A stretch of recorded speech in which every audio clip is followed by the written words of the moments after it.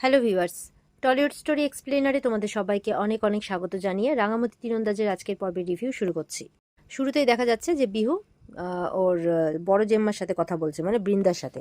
তো বৃন্দা তো আবার ওর ব্রেন ওয়াশ করার চেষ্টা করছে। বৃন্দা বলছে যে ছোটোর থেকে যখন তোমার মা তোমাকে ছেড়ে চলে যায়, তো তোমার বাবাকে আর তোমাকে ছেড়ে, তোমার বাবা তো তারপর থেকে কোনো কাজ টাজ করেনি।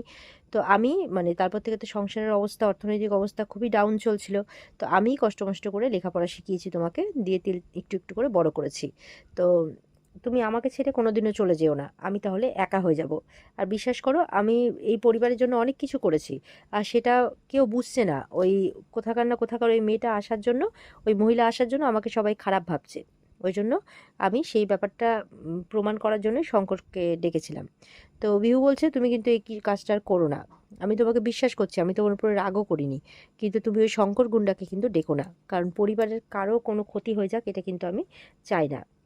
আর তুমি চিন্তা করো না, ওই মহিলা যাই করুক না কেন, আমি ও যদি রাঙামাটির তীরন্দাজও হয় তবুও আমি ওকে মা বলে মানি না। তো তখন বৃন্দা আর কি বলছে, ফলস কাঁদতে কাঁদতে, যে কোনোদিনও মেনেও না, না হলে কিন্তু আমি একা হয়ে যাব। এই বলে বিহুকে জড়িয়ে ধরে।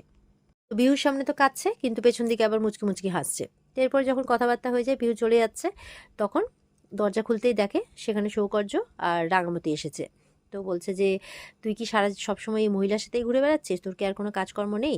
তখন সৌকর্য ও বৃন্দাকে এসে বলছে আপনি একটু যাবেন প্লিজ, আমার বিহুর সাথে একটু জরুরি কথা আছে। তখন বলছে তোমার সাহস কত বড়, তুমি আমাকে বলছো এই ঘর থেকে চলে যাওয়ার জন্য, আমি এখানে দাঁড়িয়ে আছি। তখন বলছে না, একটু আমাদের কথা ছিল তাই জন্য। কিন্তু বৃন্দা কিন্তু ওখান থেকে যায় না।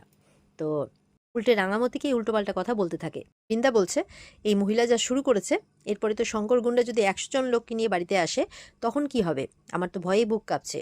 রাঙামতি বলছে তীরধনুক যদি আমার হাতে থাকে তাহলে 100 জন কেন, 500 জন গুন্ডাকে মেরেও আমি শুয়ে দেবো, আমার কেউ কোনো ক্ষতি করতে পারবে না। আর সত্যি সত্যি যদি আমার মানে আমি রাঙামতি তীরন্দাজ হই, তাহলে তো ভিউ আমারই মেয়ে। আর ওই জন্য আমার মেয়ের দায়িত্ব আমি নেব, আমার মেয়েকে রক্ষা আমি করব, আর কেউ না। তাই বলছে। বলছে আর ওকে আমিই দেখবো, অন্য কেউ না। কেউ তো পরিষ্কার এসে বলছে আপনি কি আমার ব্যাপারে সিদ্ধান্ত নেওয়ার? আপনি আমার ব্যাপারে কোনো সিদ্ধান্ত নেবেন না। আমার বড় জেম্মা আছে, আমার বড় জেম্মা আমার ব্যাপারে যা সিদ্ধান্ত নেবে তাই হবে। আপনার কথা আমি শুনবো না। রাঙামতি বলছে তুই শুনবি, আর সৌকর্যকে বলছে ওর সাথে কথা বলতে।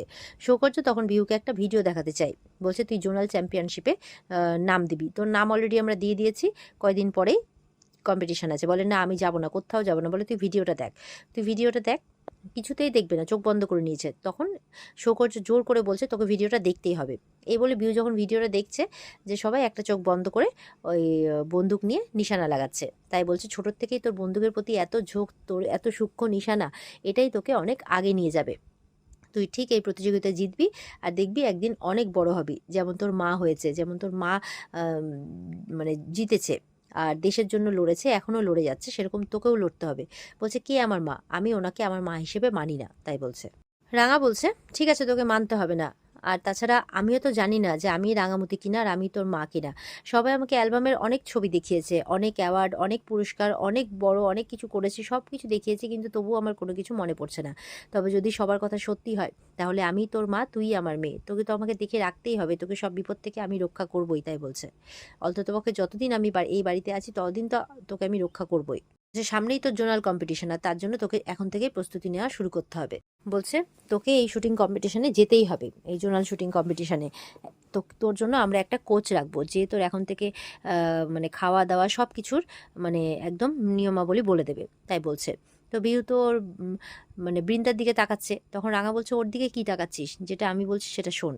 বলছে তুই তুই এই চ্যাম্পিয়নের নাম মানে চ্যাম্পিয়নশিপে নাম দিবি, অংশগ্রহণ করবি। আমি তোর মা হই বা না হই, তোকে এই শুটিং চ্যাম্পিয়নশিপে জিততে, মেডেল পেতে আমি দেখতে চাই। তাই বলছে। এবার রাঙা তো বৃন্দাকে পরিষ্কার করে দেয় যে ও যাতে বিহুকে কোনো ভুল পথ দেখানোর চেষ্টা না করে, আর যদি ভুল পথে নিয়ে যাওয়ার চেষ্টা করে বা ক্ষতি করার চেষ্টা করে, তাহলে রাঙার থেকে খারাপ কেউ হবে না। সে তুই নিজের চোখেই তো দেখলি তোর পাঠানো গুন্ডার দলবলকে কি করে আমি বাড়ির থেকে ভাগিয়ে দিলাম, এরকমভাবে তোকেও ভাগিয়ে দেবো না হলে। বৃন্দা তো শুনে ভয় পেয়ে যাচ্ছে রাঙার কথা। তো বৃন্দা বলছে বিহু দেখছো আমাকে কি বলছে? বলে ও আর তোর দিকে দেখবেও না, আর তোর কোনো কথা শুনবেও না। আমরা যা বলবো ও তাই শুনবে, আর না হলে কিন্তু খুব ফল খারাপ হয়ে যাবে। আর যাওয়ার সময় বিহুকে বলে যায় যে সৌকর্য যে ভিডিওগুলো দেখালো সেগুলো বারবার দেখো, পারলে পরে আবার দেখো, আর ওটা নিয়ে একটু ভেবো। তাই বলছে। এ বলে রাঙা চলে যায়। তো সৌকর্য যখন বিহুকে বলছে, তোর সাথে একটু কথা আছে। তখন তো সৌকর্যকে এমন ধাক্কা ধাক্কি শুরু করেছে, তুই বেরো এখান থেকে, বেরো, তুই ওই মহিলার সাথে মিলে আছিস, ওই মহিলার সাপোর্ট গাইছিস তুই। বলে হ্যাঁ হ্যাঁ অবশ্যই করছি, আর আমি তাই করব, কারণ আমি রাগা আন্টির সাথেই থাকবো, কারণ তোকে এই চ্যাম্পিয়নশিপে অংশগ্রহণ করতেই হবে, না হলে তুই তোর ভবিষ্যৎটা নষ্ট করে ফেলবি। বলে করবো তো করবো। বলে না, তোর ভবিষ্যৎ আমি কিছুতেই নষ্ট হতে দেবো না, তোর জীবনের সাথে আমার জীবন জুড়ে আছে, আমি তোর কোনো ক্ষতি হতে দেবো না, আর আমি রাঙামতি আন্টির সাথেই থাকবো, তাই বলছে। এই বলে ছেলেটাকে কিন্তু ধাক্কা দিয়ে ও ঘর থেকে বের করে দেয়। ছেলেটাও রেগে যায় আর তৎক্ষণাৎ সেখান থেকে চলে যায়। এরপর বৃন্দা বলছে, তুমি চিন্তা করো না বিহু, তুমি ঠান্ডা হও, আমি ওই মহিলাকে বাড়ি থেকে বের করবোই, তুমি চিন্তা করো না। এই বলে বৃন্দা বলছে আমি একটু আসছি, বলে ঘর থেকে বেরিয়ে যায়। আর বিহু কিন্তু রাঙামতির কথাগুলো আর সৌকর্যর কথাগুলোই ভাবতে থাকে। এদিকে দেখা যাচ্ছে বাড়িতে কোনো একটা অনুষ্ঠান আছে, তবে সবাই বেরোচ্ছে। তো সবাই রেডি হয়ে গেছে, ওদিকে সৌকর্য এসছে, বলছে বিহু কোথায়, তো পিসি পিসি করে ডাকছে। তো ওর পিসি নেমে আসে, মানে একলব্যর বোন, কিন্তু সে বলছে কি জানি কে কোথায় রেডি হচ্ছে, একটু তুই গিয়ে দেখ না। এই বলে সৌকর্যকেই পাঠায় বিহুর কাছে। আর ওদিকে মৌসুমী এসছে তত্ত্ব নিয়ে, বলছে আমি এগুলো গাড়িতে রেখে আসছি। বলে আচ্ছা ঠিক আছে যাও। আর চলে যায়, মানে একলব্যর বোন চলে যায় ওর মা বাবাকে ডাকার জন্য। তো এদিকে যখন মৌসুমী যাচ্ছে, তখন ওদিকে বৃন্দা এসছে, এসে বলছে চলো আমার সাথে। বলে কোথায়? বলে চলো। ওদিকে দেখা যাচ্ছে একলব্য মানে পাজামার ফিতেতে গিট পড়ে গেছে, ও কিছুতেই সলভ করতে পারছে না। মৌসুমীকে ডেকে যাচ্ছে, আর তখন সেখান দিয়ে কিন্তু রাঙামতি যাচ্ছে। তো রাঙামতি বলছে আমি কিছু সাহায্য করতে পারি? বলে হ্যাঁ, এই যে জানোই তো এগুলো আমি ম্যানেজ করতে পারি না, গিট পড়ে গেছে। তখন রাঙামতি গিয়ে গিটটা খুলে ও আবার ভালো করে বেঁধে দিয়ে ড্রেস পরিয়ে চলে যাচ্ছে। তো তখন একলব্য রাঙামতির হাতটা ধরে নেয়। তো বলছে যে রাঙামতি কিন্তু অস্বস্তি বোধ করছে। বলে কি হচ্ছে, অস্বস্তি বোধ করছো কেন? কিছু ফিল করতে পারছো না? বুঝতে পারছো না আমি তোমার উড়নবাবু, আমি একলব্য বোস, তোমার হাজবেন্ড? তো রাঙামতির কিছুই মনে পড়ছে না, হাতটা সরিয়ে নেয়। বলে বুঝতে পারছি তুমি বুঝতে পারছো না, তবে তুমি এরকম কেন করছো? তুমি তো কোনো পরপুরুষের ঘরে আসোনি, এভাবে বলছে। আর ওদিকে দেখা যাচ্ছে যে বৃন্দা মৌসুমীকে ডেকে নিয়ে গিয়ে বলছে গ্রিপে নাও, বুঝলে, গ্রিপে নাও। মাত্র তো 12,000 টাকার মাইনে একটা নার্সের চাকরি করছিলে, সেখান থেকে তুলে নিয়ে এসে তোমাকে আমি একলব্যর সাথে বিয়ে দিয়েছি। কেন জানো? তোমার ভবিষ্যৎটা সুনিশ্চিত করার জন্য, যে যে থাকা খাওয়া সুন্দরভাবে জীবন কাটানোর জন্য, কিন্তু তোমার তো কোনো কৃতজ্ঞতা বোধই নেই। মৌসুমী বলছে কেন দিদিভাই, আমি কি করেছি? বলছে আজকাল তো আমাকে কোনো খবরই দাও না। তো এইভাবে চলতে থাকলে কিভাবে হবে? রাঙামতি চলে এসছে, আবার রাঙামতি যদি এসে নিজের জায়গাটা দখল করে নেয় তোমাকে সরিয়ে, তখন তোমার কি হবে? রাস্তায় তো আবার ফেউ ফেউ করে ঘুরে বেড়াতে হবে। এইসব কথাবার্তা বলছে। তুমি তো আমের আঁটি হয়ে গড়াগড়ি খাবে। আর মেয়েটার চোখে জল চলে আসে এইসব কথা শুনে। তো এইসব বলে ভয় দেখাচ্ছে, আর বলছে এখন থেকে যা করবে আমার কথা শুনেই করবে, আমার গাইডলাইন মেনেই চলবে। ওইও সেই মতো করে মাথা নাড়াচ্ছে। ওদিকে দেখা যাচ্ছে এবার একলব্যর জ্যাকেটটা রাখা আছে, বলে এটা পরবি তো? এই বলে রাঙাই কিন্তু পরিয়ে দিচ্ছে একলব্যকে। একলব্য কিন্তু রাঙার দিকেই তাকিয়ে আছে, রাঙাও তাকাচ্ছে, আবার একটা অস্বস্তি হচ্ছে।